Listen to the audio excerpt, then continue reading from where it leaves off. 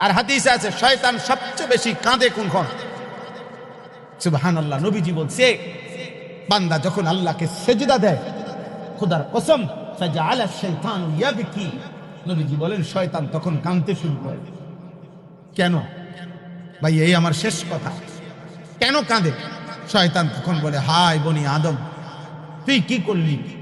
এই সেজদা সেটাই যে সেজদাটি না দেওয়ার কারণে আমি বিতাড়িত হলাম, আর এটাই সেই সেজদা তুই এখন দিয়ে আল্লাহর প্রিয় হয়ে গেলি, আল্লাহর প্রিয় হয়ে গেলি। এটাই তো সেই সেজদা, যে সেজদা না দেওয়ার কারণে আমি অনন্তকালের জন্য অভিশপ্ত হয়ে গেলাম। এই জন্য ভাইয়া আমরা আল্লাহকে সেজদা দেবো ইনশাআল্লাহ। ঠিক আছে না আব্বা? আল্লাহ আমাদেরকে তৌফিক দেন, আল্লাহ আমাদেরকে কবুল করেন।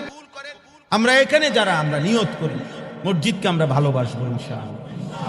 মসজিদের প্রতি হৃদয়ের টান থাকলে আরশের মেহমান হবে, আর শাজিমের মেহমান হইবা।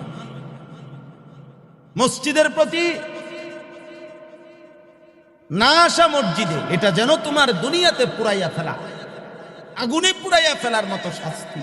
নবীর গুসা কি পরিমাণ, কি পরিমাণ গুসা তিনি হয়েছেন। তিনি পাথর মারলে সেদিন তায়েফের মানুষকে তিনি মাফ করে দিচ্ছেন। আজ বেনামাজিকে দেখা তিনি বলতেছেন আমার মন চায় ওরে আগুনে পুরাইয়া ফেলেন। অথচ ইনি সেই নবী যিনি তায়েফের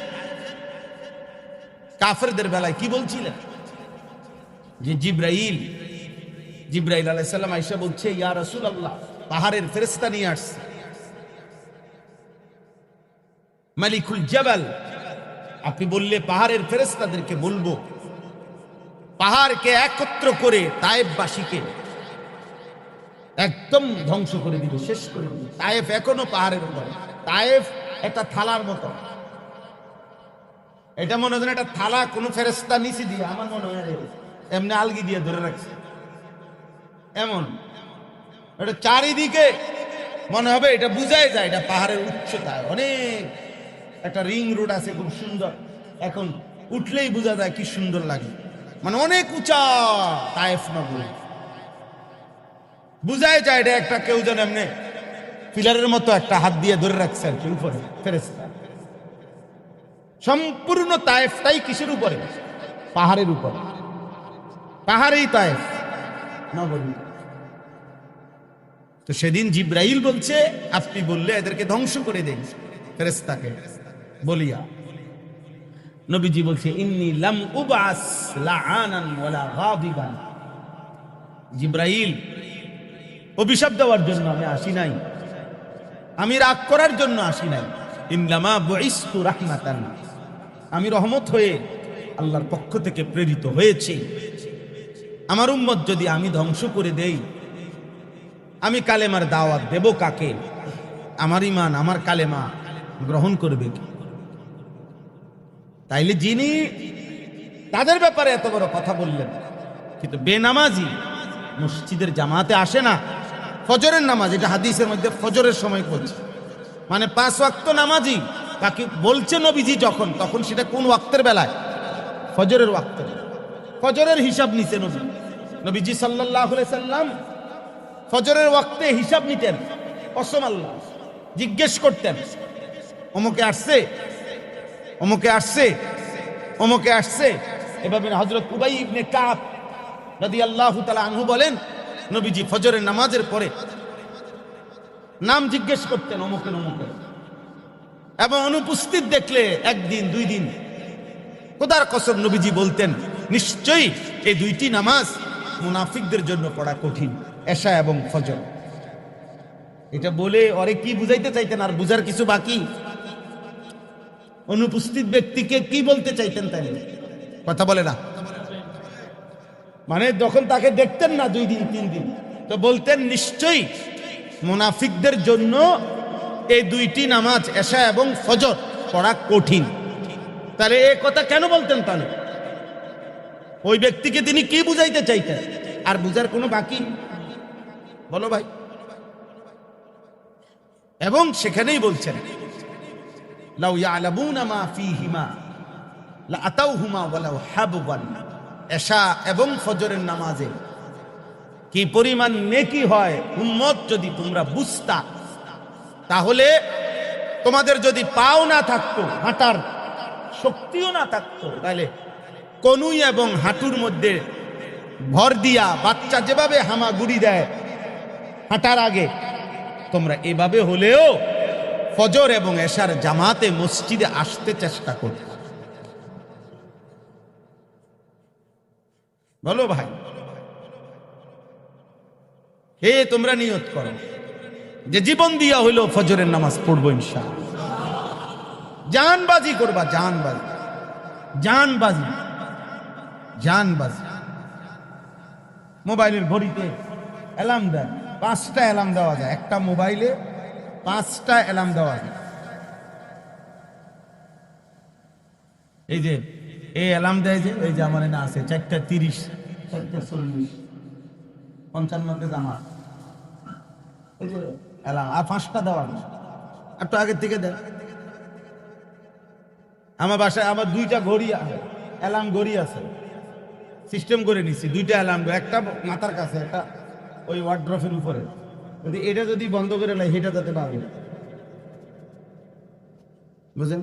আমার মেয়ের রুমে আলাদা ওয়ার্ড্রফ আরে অ্যালার্ম ঘড়ি আছে, বিবির মোবাইলে আলাদা অ্যালার্ম দেওয়া আছে। না উঠতে চাইবে এখন ছানবো, উঠতেই হবে, আমাকে উঠতেই হবে নাকি? বিকল্প তো কোনো সুরত নাই, এটা তো নফল না।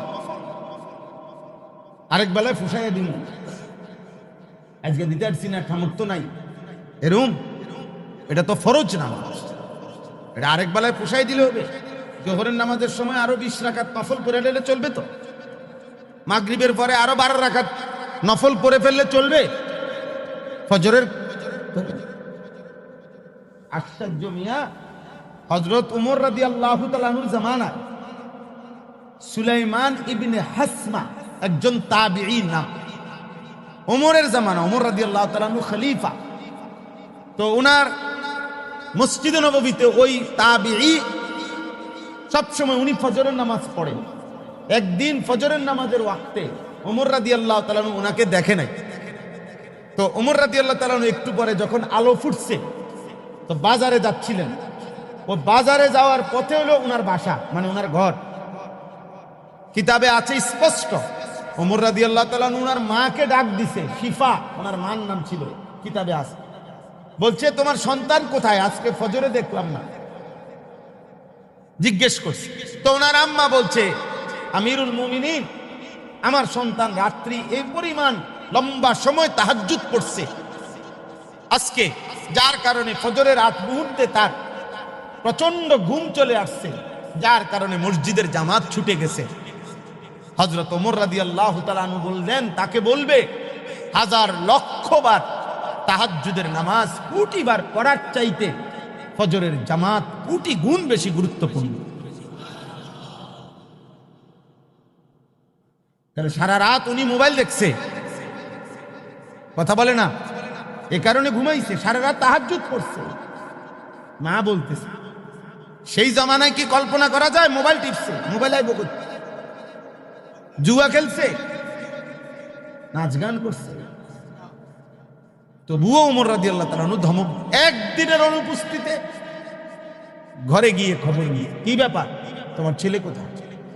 ফজরের জামাতে দেখলাম। এজন্য ফজরের নামাজগুলোতে হিসাবের নামাজ। হযরত আব্দুল্লাহ ইবনে ওমর রাদিয়াল্লাহু তাআলা আনহুমা তিনি বলেন, ইজা ফাকাদনাল ইনসানা ফিল ফজর আসানা বিহি যন। নবীজির সাহাবী আব্দুল্লাহ ইবনে ওমর তিনি বলতেন, নবীজির জামানায় আমরা যখনই কাউকে ফজরের নামাজে অনুপস্থিত দেখতাম, তার ব্যাপারে আমরা 2টা ধারণা করতাম। কয়টা? হয় সে অসুস্থ, রোগাক্রান্ত, ভীষণ কোনো পেরেশানিতে আছে, আর নাই তো মুনাফিক, কসম, আর নাই তো মুনাফিক। হয়তো কোনো পেরেশানিতে আছে, আর নাই তো কি? কি ভয়ঙ্কর কথা, কি ভয়ঙ্কর কথা। তিনি বলেন আমরা বুঝে নিতাম, তো অসুস্থ হলে তো আমরা জানতাম, এখন যেহেতু অসুস্থ না, এখন তোমরা ভাই যুবক ছেলেরা বলো, প্রতিদিন ফজরের ওয়াক্তে তোমরা অসুস্থ থাকো, হ্যাঁ, তো তোমরা কেন পড়ো না বলো ভাই? 1450 বছরের ইসলামের ইতিহাসে এই প্রসঙ্গটা অবলম্বন করে বললাম। 1450 বছরের ইসলামের ইতিহাসে মুসলমানদের যাবতীয় বিজয়, সফলতা, কামিয়াবি, ইমানদারের সমস্ত বিজয়, সফলতা, কামিয়াবি মুসলিম জাতির সর্বদাই, সর্বযুগে, সর্বকালে, এমনকি কিয়ামত পর্যন্ত 3টি আমলের উপরে ধারাবাহিকভাবে এক তালে, এই 3টি আমলের ধারাবাহিকতার উপরে মুসলমানদের কামিয়াব সর্বযুগে। কয়টি আমলের? 1 তাহাজ্জুদ, 2 ফজর, 3 দোয়া। এক কথায় সকালবেলার এশরাকের ওয়াক্ত পর্যন্ত আর রাত্রি গভীরের ভোর রাত্র থেকে শুরু করে এশরাক, এই টাইমেই মুসলমানের বিজয়। এই সময়ের গুরুত্বটা, এই টাইমের গুরুত্ব আরোপ, এর মাধ্যমে আউলিয়া হয়, এর মাধ্যমে আলেম হয়, এর মাধ্যমে হাফেজে কোরআন হয়। সমস্ত কওমি মাদ্রাসা হিফজখানায় বাচ্চারা কোরআন শরীফের মুখস্থ সবকটা দেয় ফজরের আগে। কেন এটা টাইম ঠিক করলো? কেন শিখে মাগরিবের পরে, সবক শিখে কখন? নতুন পড়া মুখস্থ করে মাগরিবের পরে। আর সবকটা শুনায় কখন? ফজরের আগে। ফজরের আগেই সবক শোনানো। আমি ব্যক্তিগতভাবে আমার হুজুররা কখনো কখনো কেউ জুরায়, কম হয়, দেরিতে উঠতে নিতে, আমি অনেকবার বলছি হুজুরদেরকে মিটিং করে করে, তাহলে আপনারা যেহেতু একটু জুরান, উঠতে দেরি করেন, তাহলে ফজরের আগে সবক বন্ধ করেন, ফজরের পরে শোনেন, আপনাদের যেহেতু ঘুমের কষ্ট হয়। ওনারা আবার পরে সবাই আইসা বলে, হুজুর আল্লাহর দোহাই আমরা আবার উঠবো, ঠিক আছে আমাকে ভুল হয়েছে, আমরা কম হচ্ছে, ঘাটতি হয়েছে, আমরা ঠিক হবো, উঠবো ইনশাল্লাহ, কিন্তু সবক ফজরের আগে শুনতে হবে। এটা ওনাদের কলিজার মধ্যে আছে, হাফেজ কোরআনের কলিজার ভিতরে। সবক কখন শুনতে হয়? ফজরের আগে। ফজরের আগে আল্লাহর রহমতের দুয়ার খুলে, ফজরের আগে রহমতের দরিয়ায় সাগর উঠে। রহমতের দরিয়ায় কি উঠে? সাগর। এজন্য তাহাজ্জুদ, ফজর, দোয়া, এই 3 আমলে হকের বিজয়, ইমানের বিজয়। এই আমরা যারা মাদ্রাসায় পড়ি, মাদ্রাসার ছাত্র, তোমাদেরকে বলি আব্বা, মনে করো জেনারেল ভাইরা শুনলো না, ধরে নাও স্কুল কলেজের পোলাফাইন বুঝলো না, আগামী দিনের ইসলামের বিজয়ের জন্য, সারা বিশ্বময় কালেমার বিজয়ের জন্য কলিজার খুন লাগলে ইনশাআল্লাহ, আগেও আমরা দিছি, এখনো আমরাই দেব ইনশাআল্লাহ, আমাদের প্রজন্মই দেবে ইনশাআল্লাহ। আমাদের রক্ত, আমাদের খুন ইসলামের জন্য, কোরআনের জন্য। আমাদের রক্তকে যারাই বিদ্রুপ করো, শাসকরা বিদ্রুপ করে, ক্ষমতার মসনদে বসে গেলে ভুলে যায়, জালেম বিদ্রুপ করে। আগের জালেম বিদ্রুপ করছিল, 5ই মের রক্ত মাখা লাশ বিদ্রুপ করে। ঢাকা শহরে 5ই মে 2013 সালে বেঈমান বলছে, জালেম বলছে, হেফাজতের তাণ্ডবে গাছের সৌন্দর্য মতিঝিলে নষ্ট করে দিয়েছে। আর ওরা রং মাইখা শুয়ে আছে, রং মাইখা শুয়েছে। আমরা নাটক করছি, আমরা অভিনয় করছি। আল্লাহ তাআলা বলছে, বিদ্রুপের হাসি হাসলা, একদিন পৃথিবী দেখবে দুপুর টাইমের আগে ভাত তরকারি না খাইয়ে তুমি তোর দিতে নিবে। সেদিন আমরা ভাত খাইছি, উনি আর খাইতে আসছে না। 2024 সালের 5ই আগস্ট আমরা ঠিকই ভাত খাইছিলাম। আমি সেদিন তাবলিগে ছিলাম, দিনাজপুর চিল্লার সফরে ছিলাম। ওই সময় মসজিদে আসছিলাম, দুপুরবেলার খানা খাইয়ে মাত্র কাইট হয়েছি, গেছে গা তো আগে আমি শুনছি, পরে আমার এক মৌলানা সাহেব আমাদের জামাতের সাথী আইসা দৌড়াই আইয়া হুজুর হুজুর হুজুর গেছে গা। আর কি গেছে গা? গেছে গা, গেছে গা। সব সাথী, জামাতের সাথী তাবলীগের আমরা প্রায় 30-35 জন সবাই আনন্দ করতে আছে, খুশি, গেছে গা, ভাগ্যে গেছে। তো আমাদের এক সাথী একটু বুজুর্গ মানুষ, উনি আমির সাহেবের কাছে গিয়ে অভিযোগ দিতে, আমির সাহেব সাথীরা সব হুলস্থুল করতে আছে মসজিদ। আমির সাহেব মাশাআল্লাহ আরেক দমক দিছে, আরে একটা ঈদের দিন সবাই একটু খুশি করে যান, আপনি মিয়া আসছেন পণ্ডিত।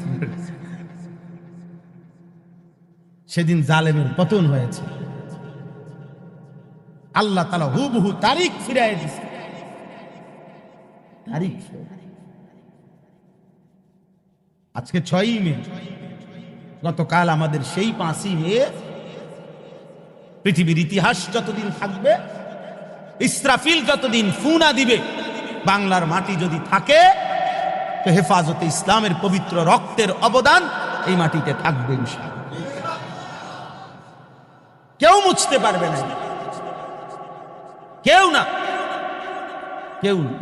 পবিত্র রক্ত মোছে না, মুমিনের রক্ত মোছে না, মুমিনের রক্ত নতুন করে জেগে ওঠে, জেগে ওঠে। এই জন্য ইনশাআল্লাহ আমরা বিশ্বাস করি, প্রিয় ভাই তোমরাও স্কুলে পড়ো, কলেজে পড়ো, কোনো অসুবিধা নাই, আল্লাহর দিকে ফেরো। আজকে মসজিদের গুরুত্ব বলতে গিয়ে আমরা ইনশাআল্লাহ কথা নিয়ত করি, তোমরা এই কয়জন এই বৃষ্টি মুখর পরিবেশে, আমি বললাম না আমি মোটেও ঘাবড়াই না, আমার কোনো পেরেশানি নাই, বলতে হবে যেমনে পাই এমনে শুনি। তোমরা যে কয়জন নওজোয়ান, তোমরা নিয়ত করো আব্বা ইনশাআল্লাহ যে ফজরের নামাজ জামাতে পড়বো ইনশাআল্লাহ। একজন একজন একজন একজন বন্ধুর সাথে চুক্তি করো, বন্ধুত্ব করো। তুমি একটা বন্ধুর লগে কথা কও, দোস্ত চলো আমরা দুজনের সিদ্ধান্ত নেই, দুইজনকে ডাকবো ফজরের জন্য। আমি আগে উঠলে তুমি আমারে কল দিবা, তুমি উঠলে আমারে কল দিবা। মোবাইল নাই তো মায়ের নাম্বার দাও, বাবার নাম্বার দাও। তুমি অ্যালার্ম ওয়ালা ঘড়ি কেন, একটা অ্যালার্ম ওয়ালা ঘড়ি 300 টাকা, 350 টাকা। 2টা ঘড়ি কেন, ঘড়ির মোবাইলের ঘড়িতে অ্যালার্ম দাও, এমনি ঘড়িতে অ্যালার্ম দাও। একজন বন্ধুর সাথে চুক্তি করো, বন্ধু চলো আমি আর তুমি, তুমি আর আমি, এক বন্ধু আরেক বন্ধুকে ফজরের জন্য ডাকবো। খোদার কসম কোরআনে আছে এমন বন্ধু, যে বন্ধুরা একে অপরকে নেক কাজের সহযোগিতা করে, হাসরের দিন আল্লাহ তাআলা এমন মুমিনদেরকে বলবে তোমরা তোমাদের ওই বন্ধুকে সাথে নিয়ে জান্নাতে ঢোকো। উদখুলুল জান্নাতা আনতুম ওয়া আজওয়াজুকুম তুহবারুন। উদখুলুল জান্নাতা আনতুম ওয়া আজওয়াজুকুম, তোমরা জান্নাতে ঢোকো তোমাদের বন্ধুকে সঙ্গীকে নিয়ে। তুহবারুন, হাসতে হাসতে খুশি খুশি। এক বন্ধু আরেক বন্ধুর হাত ধরাধরি করে জান্নাতে ঢোকো। আল আখিল্লাউ ইয়াওমাইদিন বা'দুহুম লিবা'দিন আদুউন ইল্লাল মুত্তাকিন। আল্লাহ বলে দুনিয়ার যত উদ্দেশ্যের বন্ধুত্ব, দুনিয়ায় ব্যবসায় চাকরি খেতে খামারে পড়া লেখা, যত উদ্দেশ্যে যতজনের বন্ধুত্ব সব হাসরের দিন একে অপরের শত্রু হবে। ইল্লাল মুত্তাকিন, একমাত্র তাকওয়ার বন্ধুত্ব, যে তার বন্ধুর সাথে বন্ধুত্ব করেছে আল্লাহকে ভয় করার জন্যে, গুনাহ ছাড়বার জন্যে, নেক কাজে অভ্যস্ত হওয়ার জন্যে। আল্লাহ বলেন তারা হাসরের ময়দানেও বন্ধুই থাকবে। ইয়া ইবাদি লা খাউফুন আলাইকুমুল ইয়াউমা ওয়ালা আনতুম তাহজানুন। আল্লাহ সেদিন হাসরের ময়দানে ডাক দিয়ে বলবে, হে আমার নেক কাজের বন্ধুরা, আজ হাসরের মাঠে কোনো ভয় করো না, চিন্তাও করো না, যে এখানে যা হইবে অনেক কিছু হবে। জাহান্নামের গর্জন হবে, ফেরেশতারা অনেককে জাহান্নামী নাফরমানকে বান দিবে, অনেককে অনেক রকমের শাস্তি হবে। অনেক কিছু হবে, এখানে অনেক ফিডাফাডা হবে। এখন এটা বিচারের মাঠ, অতএব তোমরা ঘাবড়াইও না, দাঁড়াও নিশ্চিন্তে। আমি বলতেছি আমি আল্লাহ। একটু পরেই আল্লাহ বলবেন উদখুলুল জান্নাতা আনতুম ওয়া আজওয়াজুকুম তুহবারুন। যাও তোমরা বন্ধুদেরকে সঙ্গে নিয়ে, নেক কাজের বন্ধুরা একজন আরেকজনকে সঙ্গে নিয়ে জান্নাতে খুশি খুশি ঢোকো। ইতাফু আলাইহিম বিসিহাফিম মিন যাহাবিন ওয়া আকওয়াবিন মিন ফিদ্দাহ। আল্লাহ বলে ভিতরে ঢুকলেই দেখবা, জান্নাতের ভিতরে ঢুকলেই দেখবা তোমাদের সামনে জান্নাতের স্বর্ণের প্লেট, রৌপ্যের গ্লাস ঘুরতেছে, তোমার সামনে ঘুরবে। বিসিহাফিম মিন যাহাবিন, স্বর্ণের প্লেট ঘুরবে, স্বর্ণের প্লেট। ওয়া আকওয়াবিন মিন ফিদ্দাহ, রূপার গ্লাস। আল্লাহ বলবেন এবার হয়তো তুমি বলবে প্লেট আর গ্লাস খালি ঘুরছে, খাবার কই, নাস্তা কই, মেহমানদারি কই? আল্লাহ বলবেন আরে বান্দা তুমি বলো, বলো ওয়ালাকুম ফিহা মা তাশতাহিহিল আনফুস ওয়া তালাযুল আ'য়ুন। তোমার নয়ন জুড়াবে যা, তোমার দিলে চাইবে যা, বলতে থাকো, দেখবা তৎক্ষণাৎ প্লেটে হাজির হয়ে যাবে। কি মনে করছো মিয়া আমরা হুজুররা বেকুব? না বুঝজানি আমল করি। এতে বেটা বাদ দুগের লাগিয়া 60 বছর মিশা কথা কইতে কইতে কইতে কইতে জীবনটা ফানি করে লাগছে। এইতে চালাক, চালাক। একটা নারীর চাহিদা পূরণের জন্য এতে বেটা নর্তকী দেখতে দেখতে দেখতে শরীরটা ফাঁসাইয়া লাগছে। এক শুধু বেরিয়ে চা আকামলা কথা, পাগল বেটা। হ্যাঁ, এক অল্প কদ্দুর, দুইটা খাট, এক সেট সোফা, কয়টা আলমারি, কাঁচের প্লেট, নুনের বাটি, কদ্দুর ঘরের ফার্নিচার, কদ্দুর ব্যবস্থা করতে করতে করার জন্য আজকে 30 বছর মিশা কথা বলি। প্রত্যেক দিন ওজনে কম, সোফার টে আমি লাগ, খাটের টে আমি লাগ, আহাম্মক কথা, বেওকুফ। এত মিথ্যা কথা বলতে হয় না। কদ্দুর দুনিয়ার জন্য কি লাল শাক, ফুল শাক, পালং শাক, কলমি শাক, পাট শাক। হ্যাঁ, কি ব্যাপার? সারে এত ধনাঢ্য মানুষ সব দিয়ে শাক সবজি। ডাক্তার বলেছে তো হুজুর সারে ভেজিটেবল খাওয়ার জন্য। স্যার ভেজিটেবল খা, ভেজিটেবল, ভেজিটেবল মানে গরুর গোশত, ঠিক না? না খাসি, খাসি, আরে খাসিরই ভেজিটেবল। হ্যাঁ, উনি মনে করছে ইংরেজি কইলে আর আমরা বুঝছি না। সারে খাই ভেজিটেবল, আমরা খাই শাকসবজি। এই তফাতারি। সারেরটার নাম শুধু ভেজিটেবল, আমরাটার নাম শাকসবজি, আমরাটার নাম আলুর ভর্তা। হ্যাঁ, উনি খায় বিফ,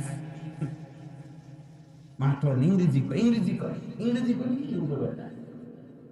আল্লাহ আমাদেরকে বুঝ দান করে। এজন্য চলেন আল্লাহকে নারাজ না করে, আল্লাহকে নারাজ না, একজন আরেকজনকে ইনশাআল্লাহ নেক কাজের কথা বলুন। বলেন ইনশাআল্লাহ, বলেন ইনশাআল্লাহ। ছেলেরা বলো ইনশাআল্লাহ। এই বন্ধু, আমরা আলহামদুলিল্লাহ সারা বাংলাদেশে আমার স্বপ্ন এটা যে ফজর ক্যাম্পেইনের এই কাজ আমরা করে থাকি আলহামদুলিল্লাহ। মানে ফজরের নামাজে মুসল্লি বৃদ্ধির প্রচারণা সারা বাংলাদেশে আমার আশা, আল্লাহ যদি আমাকে হায়াত দেয়, বাংলাদেশের প্রতিটা জেলায় উপজেলা যেন ফজরের মুসল্লি বৃদ্ধি হবে, মসজিদ ভরবে ইনশাআল্লাহ। মুসলমানের কিতাবে আছে চূড়ান্ত বিজয় হবে এই পৃথিবীতে, মুসলমানের চূড়ান্ত বিজয় হবে, শেষ বিজয় ওই দিন মুসলমানের জুমা এবং ফজরের মুসল্লি বরাবর হবে। যেদিন আল্লাযীনা ইয়ানতাসিরুনা আলাইনা মান কানু ফি সালাতিল ফজরি কা সালাতিল জুমা। এটা কিতাবের আবার আসমানি কিতাব, পূর্ববর্তী কিতাবের মধ্যে আছে আখিরি জামানার মুসলমানদের ওই জামাতের হাতে পৃথিবীময় মুসলমানের চূড়ান্ত শেষ বিজয় হবে যারা ফজরের নামাজে ওই পরিমাণ, জুমার নামাজে যে পরিমাণ। মান কানু ফি সালাতিল ফজরে কা সালাতিল জুমা, যারা ফজরের নামাজে কি পরিমাণ, কথা বলে না, জুমার নামাজে যে পরিমাণ, জুমার নামাজে যে, ইনশাআল্লাহ এটাই হবে, সেই কাফেলা হবেই হবে। আমরা যেন সেই কাফেলার পেছনের সারিতে বলে গেলাম কিছু মানুষ যাদের সামনে ইনশাআল্লাহ সেই কাফেলা আসবে, তো তারাই মাহাদির পক্ষ হয়ে লড়বে, দাজ্জালের বিরুদ্ধে লড়বে ইনশাআল্লাহ। হয় আমি, নয় আমার সন্তান, নয় আমার পরের, হয় আজ নয় তো সামনে। এই জন্য ফজরের নামাজ পড়বো কোন দিন থেকে? এখন থেকে। কখন থেকে বলেন সবাই, কখন থেকে? 5 ওয়াক্ত নামাজ পড়বো কখন থেকে? মসজিদকে ভালোবাসবো কখন থেকে? এখন। হয়তো এখন, নয়তো কখনো নয়। এটা একটা স্লোগান, এটা মুখস্থ করতে হবে। হয়তো এখন, নয়তো কখনো নয়। মানে তুমি ওই জি আচ্ছা এসব কোতামতি কোতাইও না। আচ্ছা ঠিক আছে হুজুর, আচ্ছা দেখা যাক না, ঠিক আছে ইনশাআল্লাহ চেষ্টা করবো, তো না দরকার নেই, অহন অহন এখন করবা কিনা তো, হয়তো এখন, নয়তো কখনো, নয়তো আর হইতো না, এখন ইনশাআল্লাহ, এখন ইনশাআল্লাহ। আজকের এশার থেকেই পরিবর্তন হোক, মসজিদের ভালোবাসা হোক সবার আগে। এই ছোট্ট মসজিদে ইনশাআল্লাহ আমরা এশার নামাজ পড়ে এরপরে বের হবো ইনশাআল্লাহ। আল্লাহ তৌফিক দান করে, আল্লাহ তৌফিক দান করে। প্রিয় ভাই, একটা ছেলেও দোস্ত শুধু শুধু মোবাইলের আসক্তি করো না ভাই, কোনো ফায়দা নাই, কোনো ফায়দা নেই। বেঈমানের সবচেয়ে জঘন্য ষড়যন্ত্র হইল বেঈমান কোন প্রযুক্তি, কোন মতবাদ, কোন সিস্টেমকে চূড়ান্ত রূপ দেয় না। আমার এই কথাটা বুঝেন না, আবার বলতেছি। মানে ইহুদিরা, খ্রিস্টানরা, পাশ্চাত্যের আধুনিক বেঈমানরা, ওদের একটা পলিসি হইল কোন কিছুকেই তারা, কোন আধুনিকতাকেই চূড়ান্ত স্থায়ী শেষ রূপ দেয় না। এটার প্রতি বিরক্ত হইতে হইতেই অল্প সময়ের মধ্যে বিরক্তি দেখবার আগে আগেই নতুন প্রযুক্তি, নতুন আধুনিকতা আইনা পুরাতনটাকে একদম ভুলাইয়া দেয়, নতুনটার মধ্যে আবার লাগায়। এটা হলো তাদের কৌশল, এটা হলো কৌশল। বাজারে সবসময় নতুন কিছু থাকবে, আগেরটার মানে আগেরটার প্রতি আগ্রহ কমবার আগে আগেই নতুনটা চলে আসে। আমরা সেদিন পড়ছি যে আধুনিক এই যে কোনো সময় পৃথিবী এখনই হচ্ছে আস্তে আস্তে। আধুনিক পৃথিবীর স্লোগান হলো, ফিকির হলো যে ব্যক্তির কোনো কিছুতে কারো কোনো মালিকানা থাকবে না, কিন্তু কারো কোনো দুঃখ, কোনো চাহিদা অপূর্ণ থাকবে না। আপনার যা লাগবে ওরা দেবে, আপনার কোনো মালিকানা নাই, আপনার কোনো অসুবিধাও নেই। You are own nothing but you are happy. তোমার কোনো মালিকানা নাই, কিন্তু তোমার কোনো কি নাই, দুঃখ। নারী লাগবে কয়টা, যতক্ষণ নেও। তোমার আলাদা বউ, এটা আমার, এত কিছু তোমার দরকার, তোমার বেডি না দরকার, বুঝেন না কথা? তোমার নর্তকী না দরকার, তোমার জিনা না দরকার, তোমার চাহিদা পূরণ হওয়া দরকার। তো সব চাহিদা যদি সবকিছু একদম সহজ থাকে, তোমার জন্য রেডি থাকে, তো তোমার আর অসুবিধা আছে? তো অসংখ্য বেঈমান বলবে, নাফরমান বলবে, আল্লাহ বিমুখ বলবে, তো সমস্যা কি আর, আমার তো সব আছে। এখন অসংখ্য জিনিস যে আপনি অনলাইনের এই জগতে ধীরে ধীরে ধীরে ধীরে ধীরে ধীরে প্রসেসিং চলতেছে না। আপনি যখন যেটা অনলাইনে অর্ডার দিবেন সেটা আসতেছে আসতেছে আপনার ঘরেই পৌঁছবে, হোম ডেলিভারি। তো চিরেই বৈধ অবৈধতার কোনো বাছ বিচার লাগবে না, আপনার কোনো কিছুর দরকার নেই। আপনি কাজ করে আসবেন, আপনার বেতন এখানে জমা হবে। আমরা যেমন আমাদের মাদ্রাসায় একটা ছোট উদাহরণ দেব, আমাদের নুরানি বিভাগ, নাজেরা এবং হেফস বিভাগ, এই 3 বিভাগের ছাত্র হলো পিচ্ছি পিচ্ছি ছাত্র, ঠিক না? আমাদের যেমন আমার মাদ্রাসায় তা আমার মাদ্রাসার ভিতরে একটা ক্যান্টিন আছে, বিস্কিট, বন, চিপস, তারপর বাচ্চাদের কাগজ, কলম, মেসওয়াক, টিস্যু পেপার, বুঝছেন না, এগুলো ওইখানে বিক্রি করি আমরা। তখন আমাদের আইন কি, মাদ্রাসার আইন হলো যে নুরানি, নাজেরা, হিফজ এই 3 বিভাগের ছাত্রদের টাকা, এই খরচের টাকাটা ওদের কাছে রাখতে পারবেন। ওই দোকানের ক্যাশে, ওখানে যে 2জন লোক আছে আমাদের দোকানে ক্যান্টিনে, ওনাদের ওখানে জমা থাকবে, হ্যান থেকে কাটা যাবে, হেইতে যা লাগে হেইতে তিনি, বুঝলেন না? বাচ্চারা নিজের কাছে টাকা থাকলে প্রথম বহুদিন দেখছি এ বাচ্চা ভাগ্যা যায়, ওই যে হেতের কাছে না টাকা আছে, হে গাড়ি ভাড়া দিয়ে ভাগ্যা যায়। তো কথার কথায় এটা তো হইল হালাল বিষয়। আমরা মাদ্রাসার পরিবেশ, কিন্তু মনে করেন এটা ছোট্ট উদাহরণ দিলাম আমি। এখন যদি বেঈমান বলে আপনার সব প্রয়োজন আমরা পূরণ করব, আপনি শুধু অর্ডার করবেন, আপনার কাছে পৌঁছবে, আপনার কোনো মালিকানা নাই, তখন হালাল হারাম থাকবে, জায়েজ না জায়েজ থাকবে কিছু? তা আমি বললাম, একটা উদাহরণ বললাম, এরকম অসংখ্য ফর্মুলা প্রতিনিয়ত। ইউরোপে মনে করেন আমরা পড়ছি যে ইউরোপে একটি ইউনিভার্সিটিতে, এমনও ইউনিভার্সিটি আছে, এমনও প্রকল্প আছে যেখানে একসাথে 70,000 কম্পিউটার ফুল টাইম অন থাকে, অর্থাৎ এগুলোতে গবেষণা হইতেছে। এরকম হাজারো ফর্মুলা, নতুন কিছু তাদের রিজার্ভ আছে, অর্থাৎ সে গবেষণা করে রাখছে, কিন্তু সিরিয়ালে তারটা এখনো দেখেও না, সে সিরিয়ালও পায় না নতুন ফর্মুলা দেওয়ার জন্য। এইভাবে তারা পৃথিবীকে শোষণ করার জন্য। তুমি ক্লান্ত হইবা না, না, তোমার 4Gর মধ্যে বিরক্ত আইতে 5G নিয়ে আয়, তোমার মোবাইলের বিরক্তি আসতে নতুন কি আপডেট ভার্সন নিয়ে আস। তোমাকে ক্লান্ত হইতে দিবে না, তোমাকে গুনাহ ছাড়তে দিবে না, তোমাকে নাফরমানি ছাড়তে দিবে না, এভাবে না হয় এভাবে, এভাবে না হয় এভাবে, তোমাকে গুনাহ করাইয়েই ছাড়বে, নাফরমানি করাইয়েই ছাড়বে। আল্লাহ আমাদেরকে মাফ করে দেয়। অতএব প্রিয় ভাই, আজকে আমরা এতটুকুই, আর ওই প্রসঙ্গ বললাম না, এটাই আমরা বললাম আজকের এই মুবারক ইসলামী মাহফিলে আমরা সবাই দিল থেকে নিয়ত করি, পৃথিবী বেঈমানের আরো চক্রান্ত হোক, কিন্তু সবশেষ কথা তো এটা, আল্লাহই শক্তিশালী, ঠিক না? কে শক্তিশালী? অতএব আল্লাহর কোরআনই শক্তিশালী। অন্ধকার যত গভীরে হোক, একটি আলো পুরো অন্ধকারকে আলোকিত করবে।